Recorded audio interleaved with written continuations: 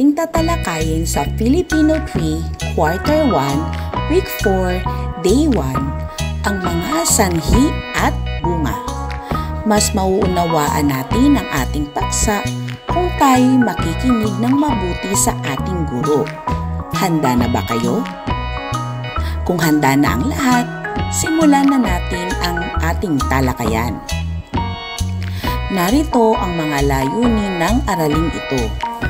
Pagkatapos ng aralin, ang mga mag-aaral ay inaasaha 1. Nakikilala ang kahulugan ng mga salitang magkasing kahulugan. 2. Naibibigay ang sanhi at bunga mula sa kwentong bayan. 3. Nakabubuo ng maikling talata gamit ang payak na pangungusap. Sa pagpapahayag ng reaksyon sa mga pangyayari sa teksto. At 4. Nababasa ng may tatas, may damdamin at tamang bilis ang mga pangungusap. Balik-aral. Tingnan ang mga sumusunod na larawan. Sabihin kung ano ang maaaring mangyari batay sa ipinapakita nito.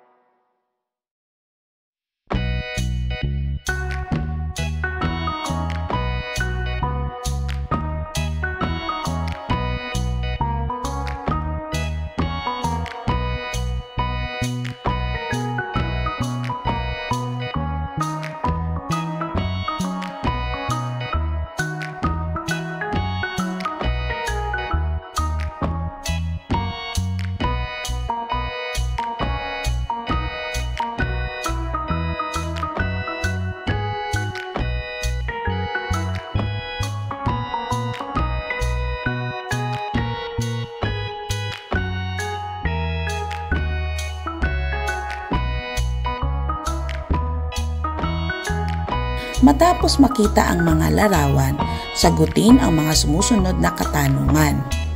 Una, madali mo bang nahulaan ang maaring mangyari batay sa mga ipinakitang larawan? Kalawa, paano mo nahulaan kung ano ang naging bunga ng pangyayaring inilahad ng larawan? Mahusay mga bata! Gawaing paglalahad ng layunin. Nakaranas ka na bang gumawa ng kabutihan sa iyong kapwa? Nasubukan mo na bang makasakit ng damdamin ng iba? Magkaroon ng pagbabahagi na sa klase. Halimbawa, napagalitan ako ng aking nanay dahil sa labis na paggamit ng cellphone. Susing salita o mahalagang konsepto. Ngayon ay ating aalamin, pag-uusapan ang ilang salita upang mas maunawaan ang ating aralin. Paghahawa ng balakid. Basahin ang mga sumusunod na pangungusap at ibagay ang kasing kahulugan ng salitang may salungguhit. Una, ginaw na ginaw si Carla pagkatapos mabasa ng malakas na ulan sa daan. Ang salitang may salungguhit, ginaw na ginaw. Ikalawa, ugaling mag-impok ng pera ni Andoy dahil gusto niyang bumili ng bagong cellphone. Ang may salungguhit, mag-impok. Katlo, hindi inaasahan ni Joanna ang pagbuhos ng malakas na ulan kaya siya ay nabasa. Ang may salungguhit, pagbuhos. Ikaapat, magkasalong kumain ang nanay at tatay ni Arman. Ang may salungguhit, magkasalo. Ikalima, mahalaga ang bawat butil ng bigas kaya iwasan natin na mag-aksaya ng kanin. Ang may salungguhit, mag-aksaya. Mahusay mga bata!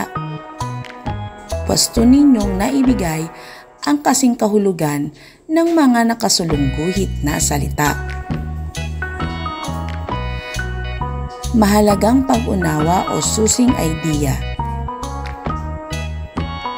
Ngayon, sabay-sabay tayong magbabasa. Habang binabasa natin, isipin ninyo ang sumusunod na tanong. Ano ang naging sanhi ng mga pangyayari at ano ang naging bunga? Ngunit bago natin ito basahin, tandaan natin ang mga pamantayan sa pagbabasa ng malakas.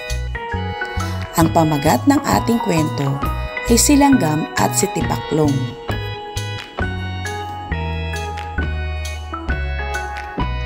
Maganda ang panahon. Mainit ang sikat ng araw. Maaga pa lamang ay gising na si Langgam. Nagluto siya at kumain. Ilang sandali pa, lumakad na siya. Gaya ng dati, naghanap siya ng pagkain.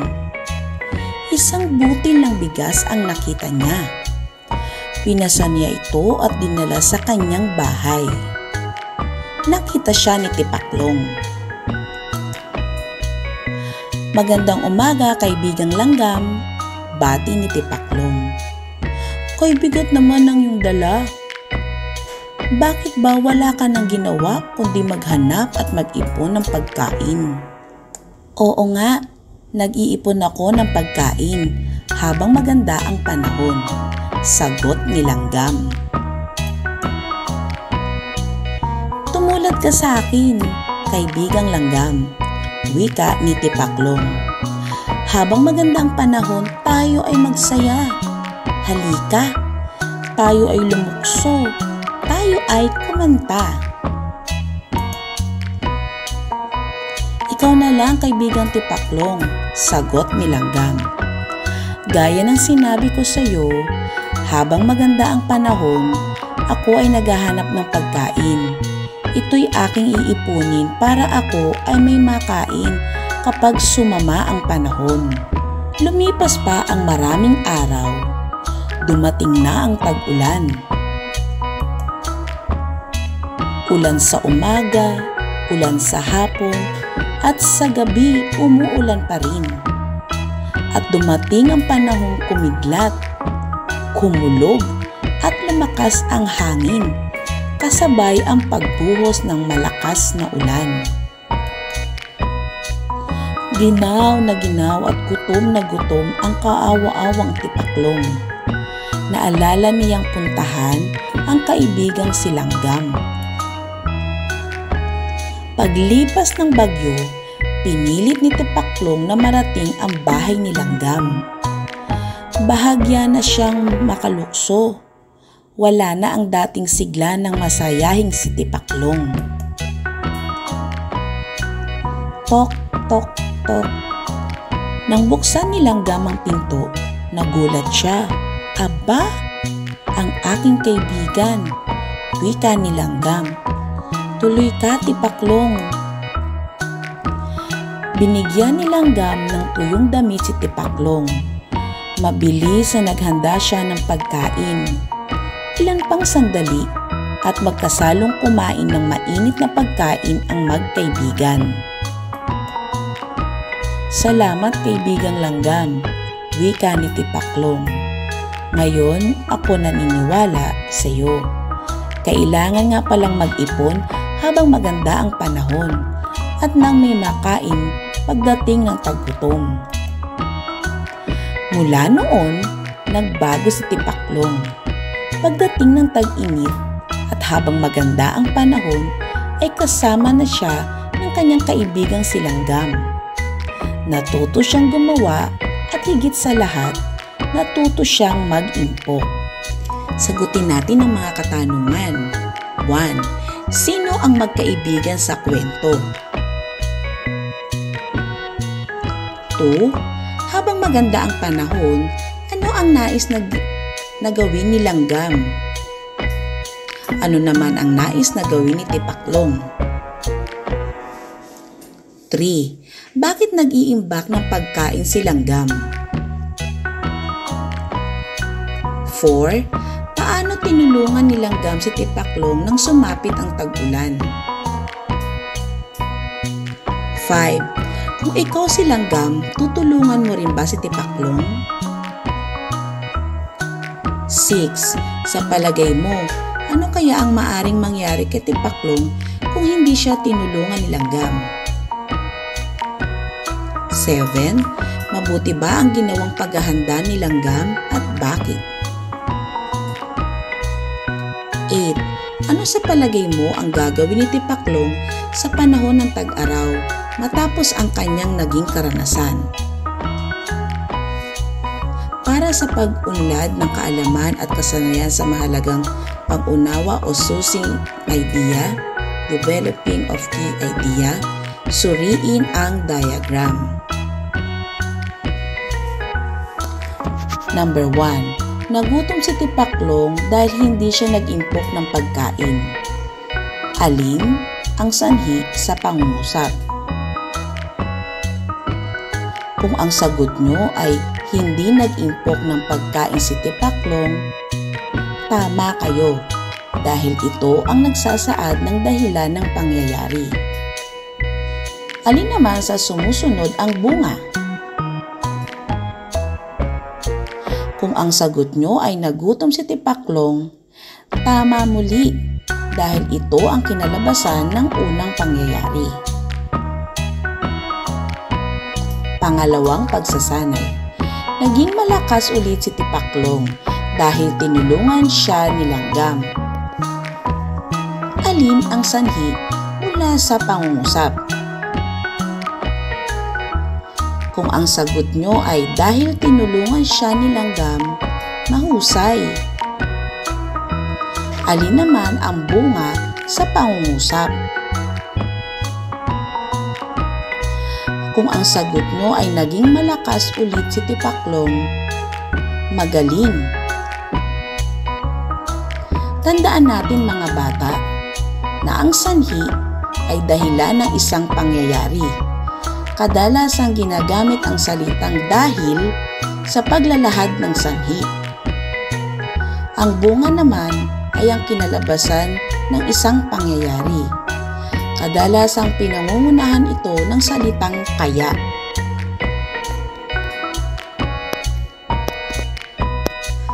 Pagpapalalim ng kaalaman at kasanayan sa mahalagang pangunawang susing idea o deepening of key idea.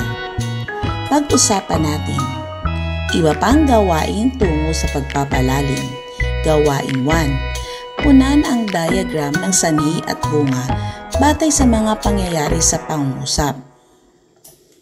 Una, nag-aral akong mabuti para maabot ko ang aking mga pangarap. Alin ang sanhi at alin ang bunga?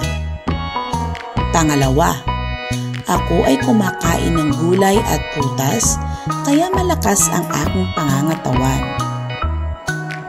Alin sa pangungusap ang sanhi at alin ang bunga? Pangatlo, masigla ang aking pagkilos dahil lagi akong nag-eehersisyo. Alin sa pangungusap ang sanhi at alin ang bunga? Ika-4, masaya ang aking pamilya dahil kami ay nagmamahalan. Ano sa pangungusap ang sanhi at ano naman ang bunga? Paglalapat at paglalahad. Batay sa ating napag-aralan,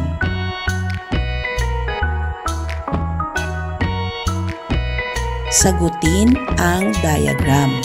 Batay sa emoticon, ang aking nararamdaman ngayon ay piliin ang masayang mukha, malungkot, o galit upang ipahayag ang iyong damdamin.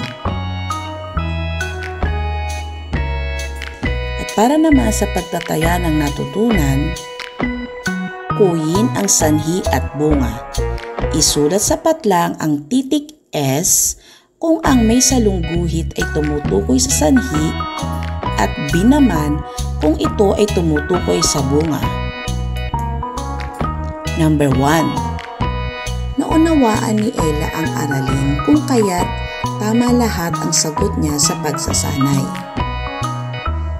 Number 2. Dahil basa ang sahig, nadulas ang kaklase ni Ella. Number 3. Nasapo ng guro ang pagbagsak ni Bon kaya hindi ito gaano nasaktan. Number 4. Agad pinunasan ni Jong ang basang sahig kaya wala nang sumunod na nadulas dito. At number 5. Mabilis na natapos ang gawaing itinakda dahil nagtulong-tulong ang bawat miyembro ng grupo.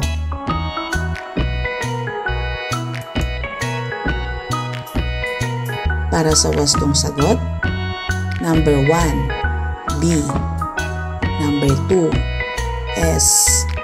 Number 3, B. Number 4, B. At number 5, B. Mahusay mga bata.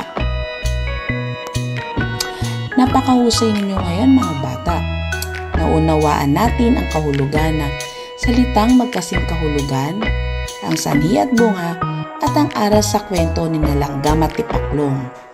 Huwag kalimutan, gaya ni Langgam, maging masipag at handa sa anumang panahon. Hanggang sa muli!